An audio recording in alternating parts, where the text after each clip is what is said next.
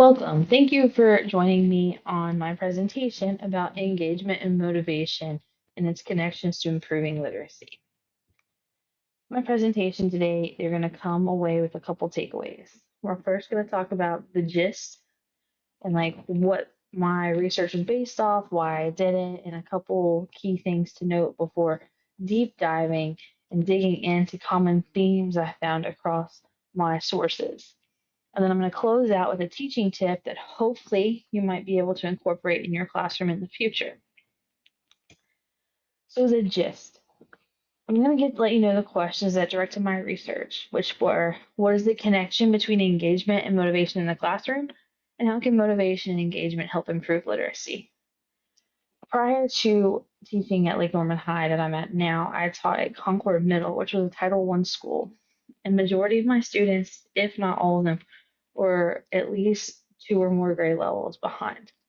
And so there was a constant disconnect for kids in reading, and the whole idea of it was not appealing to them.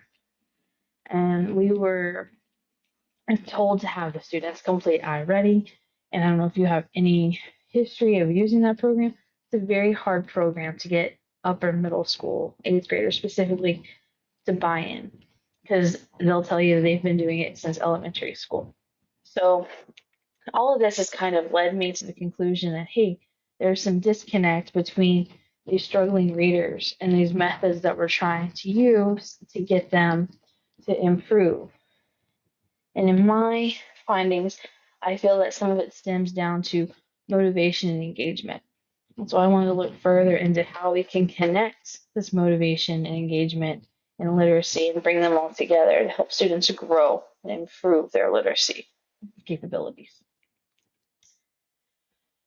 So some connecting ideas across all of my sources and ideas that kind of should be talked about before we dive deeper into it is motivation and engagement work together to help promote literacy and growth. They're not interchangeable ideas. You must first have the motivation, and then you can get the engagement and learning. So it's really hard to convince a student to be engaged in an activity or an assignment, task, reading, whatever it is going on in your classroom, if they have no motivation to be there to begin with. The motivation kind of feeds the engagement. So remember that as we're going through these ideas and these common themes. All right, so let's dig in a little deeper and look at some common themes in the research. First, prior history and experiences. A student's mindset with reading directly correlates with their motivation level, which thus impacts if engagement is even attainable. A simpler way of putting this is if a student's history with reading is directly going to influence how they perceive reading now. So if a student with a negative reading past is not going to be motivated to read, we could potentially see reading as a threat. So think about if you were a kid in an elementary school class and you were asked to read in front of the class and you stumbled over words and just found it was a high anxiety situation and did not have much success with it, you're not going to want to ever be put into that situation again, unless that's how you can see this reading as a threat and not ever wanting to truly engage in reading. So we need to help overcome that. And the ways to do that are help create a positive relationship with literacy. And we as teachers can help students do this by helping them create goals and develop that growth mindset. I know personally in my classrooms, at the beginning of each semester, I kind of have students do a vision board where they create goals that relate to them personally and academically. And they all have to be like SMART goals that you can actually track and see the progress with. And then you need to provide positive and detailed feedback to your students. Avoid being vague in the compliments. So don't tell them, hey, this was a great job, you did an excellent job on this. Tell them why it was excellent. Pull out specific examples. Think about the feedback you would like and translate that into what you give your students. The next common theme among my research is you need to pique their interest. Once that reading relationship for students begins mending, motivation can develop and then lead to engagement. An easy way to get student engagement is to give them choice and connect to their personal interests. So there was multiple examples of these in my research. The ones that stuck out to me the most was a multi-model, multi-genre projects. So it was giving kids a research paper, but it would have four different components, and they had to do four different parts based on genres of their choice. So they could write a song, read a short story, a picture book, do all these things and tie it into a research paper. But they would have a celebrity tie-in, and then they would have done factual research on that celebrity that would lead to them doing research on something else. One of the examples used was how, oh my goodness, it was a student that was looking up Tom Cruise, and they found out Tom Cruise had dyslexia. So one component of their project was talking about Tom Cruise, but another part of it was what is dyslexia and how do people overcome it. So it's like blending multiple things together, all based upon student choice. Diverse reading choices. This is just not sticking to necessarily the traditional text, but offering diverse options.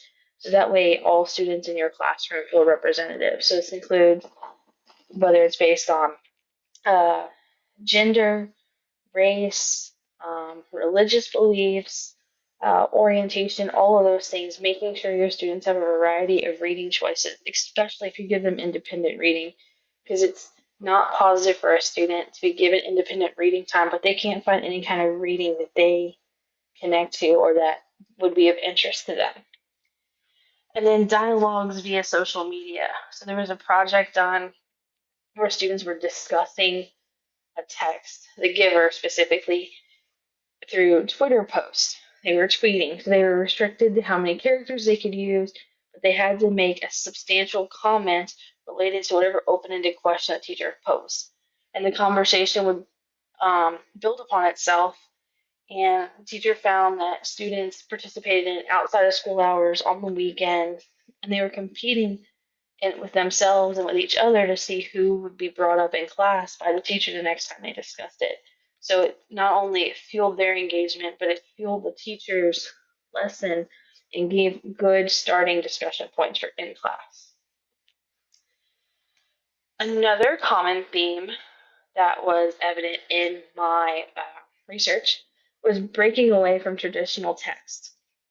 Now, it did talk about using, like, not only using classic traditional literature that we always see in the English classroom, but incorporating all sorts of mediums and showing how we read everything from graphic novels, music, poetry, podcasts, movies, all the different mediums out there. One article or text specifically talked about how you can get students to define what reading looks like. And normally it's kind of a stumbling block at first because in their mind and in our mind that should be an easy question, but do we really know how to answer it? And so the teacher pulls out clues, which are like a graphic novel, a book, a music, a clip from a music video, a podcast, a movie, a video game, and then has kids dissect each one and what each one requires, and then see the things that connect them all and then make the students realize that we read everything, not just traditional books and things that were assigned in class, but all components in life incorporate some form of reading. And then another common theme that I saw was the power of personal connections.